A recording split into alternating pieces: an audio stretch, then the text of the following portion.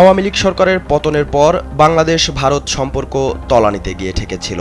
অন্তর্বর্তীকালীন সরকারের সময়ে বিভিন্ন সমাবেশে দেখা যেত ভারত বিরোধী স্লোগান। তবে ত্রয়োদশ জাতীয় সংসদ নির্বাচনের পর পাল্টাপাল্টি অবস্থান কিছুটা স্থিতিশীল হয়েছে। ভারতের প্রধানমন্ত্রী নরেন্দ্র মোদী বিএনপি ও দলটির চেয়ারম্যান তারেক রহমানকে অভিনন্দন জানান।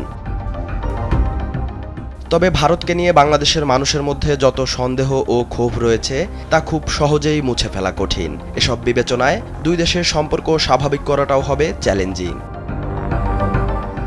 অনেকের ধারণা, অন্তর্বর্তী সরকারের তুলনায় বিএনপি সরকারের প্রতি ভারত অনেকটাই ইতিবাচক। তবে ভারতের কঠোর সমালোচকেরাও দুই দেশের ভারসাম্যমূলক সম্পর্কের কথা বলেন। কিন্তু সেই ভারসাম্য কেমন হবে তা সরকার হিসেবে বিএনপিকেই ঠিক করতে হবে। জুলাই গণ অভ্যুত্থানের অন্যতম নেতা হাসনাত আব্দুল্লাহ, যিনি বরাবরই ভারতীয় আগ্রাসনের বিরুদ্ধে কথা বলেছেন।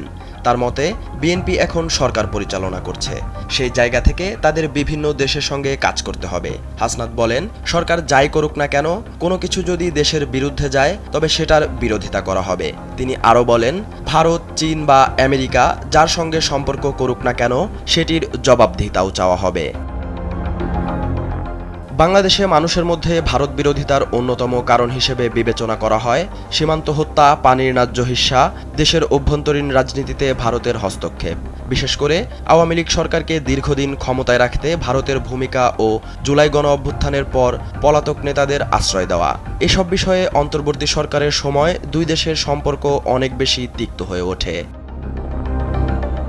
এ অবস্থা থেকে উত্তরণের জন্য বর্তমান সরকারকে দক্ষতার পরিচয় দিতে হবে বলে মনে করেন অনেক বিশ্লেষক। তাদের মতে সেক্ষেত্রে দেশের মানুষের স্বার্থের বিষয়টি অবশ্যই মাথায় রাখতে হবে।